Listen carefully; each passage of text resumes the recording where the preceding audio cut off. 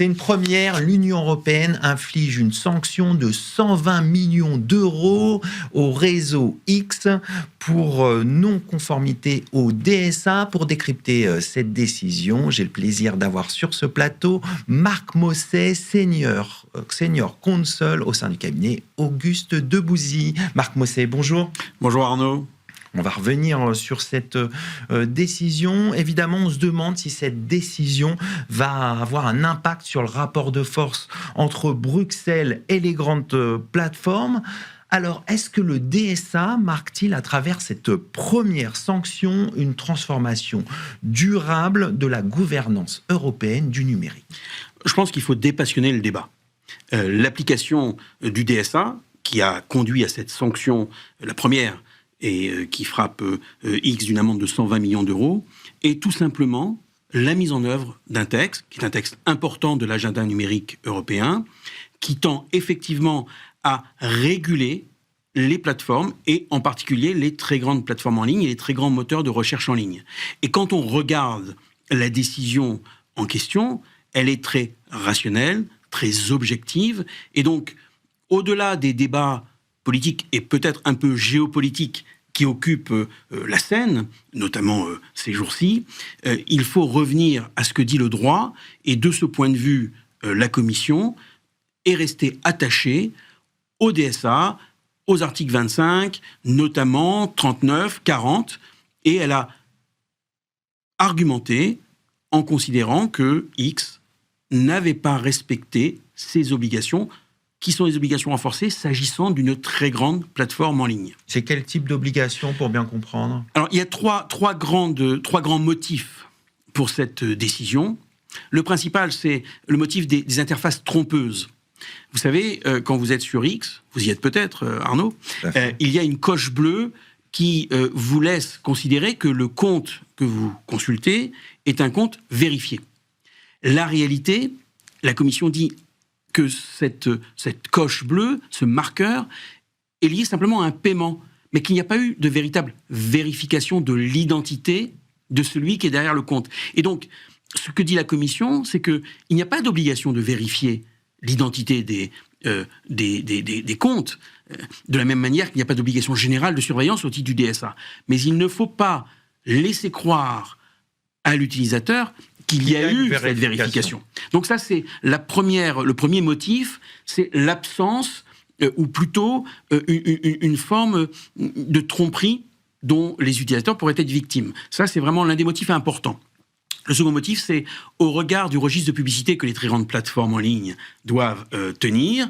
Et là, la Commission considère que X n'a pas fait preuve de la transparence suffisante, difficulté d'accès, absence d'informations sur qui finance certaines campagnes, notamment des campagnes qui pourraient avoir un but de désinformation ou de manipulation. Et puis un troisième motif sur la difficulté d'accès aux données publiques par les chercheurs qui sont habilités à le faire au titre toujours du DSA. Donc, vous voyez, des motifs précis et une argumentation a priori rationnelle. On verra la suite. Alors, cette première décision ne pourrait être qu'un début. En effet, X fait l'objet d'autres enquêtes en termes de contenus illégaux, mais également de manipulation de l'information.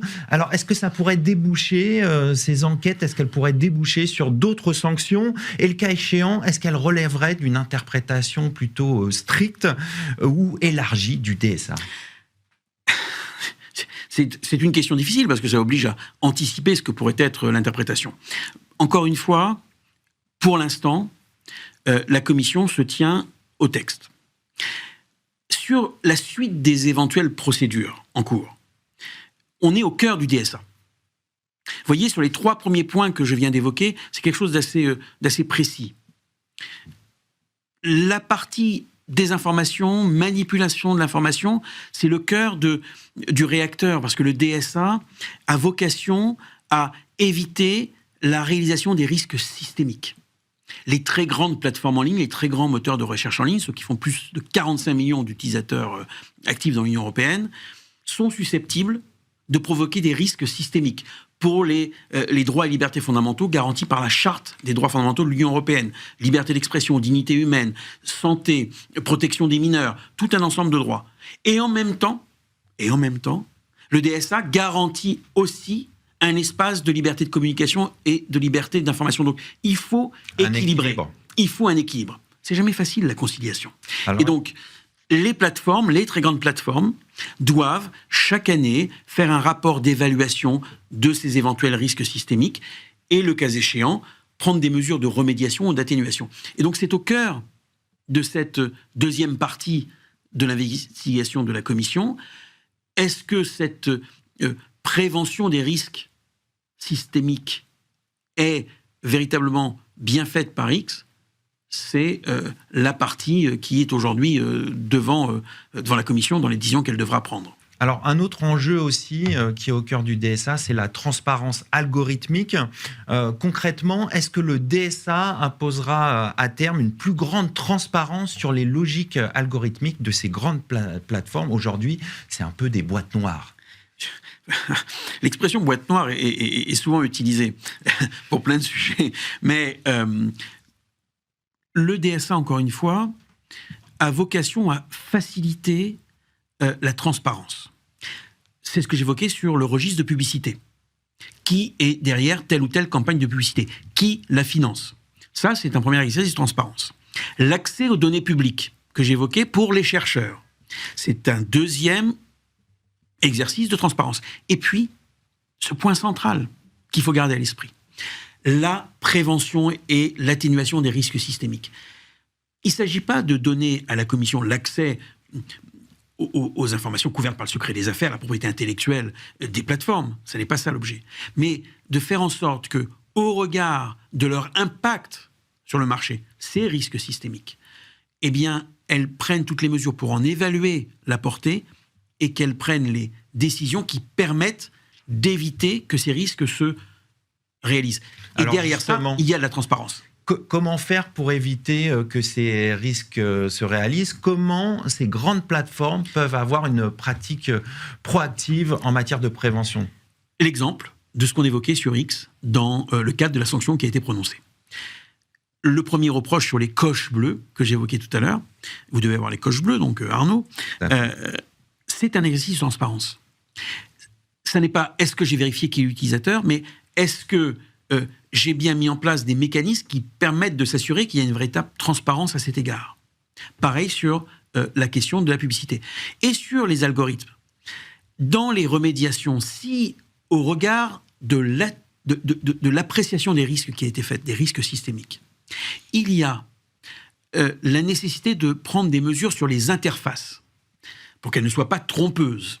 C'est les dark patterns, c'est les ça? Dark patterns, exactement cette expression qui est utilisée, qui est assez présente dans le débat, qu'elle ne soit pas manipulatrice. À ce moment-là, les grandes plateformes, les très grandes plateformes en ligne, doivent prendre des mesures de remédiation. Donc, c'est véritablement le cœur du réacteur du DSA. C'est un texte, finalement, est assez jeune dans son mise en œuvre. Il faut garder ça à l'esprit. Et tout le monde apprend en marchant. Le régulateur, les très grandes plateformes également, ça n'est pas un exercice facile.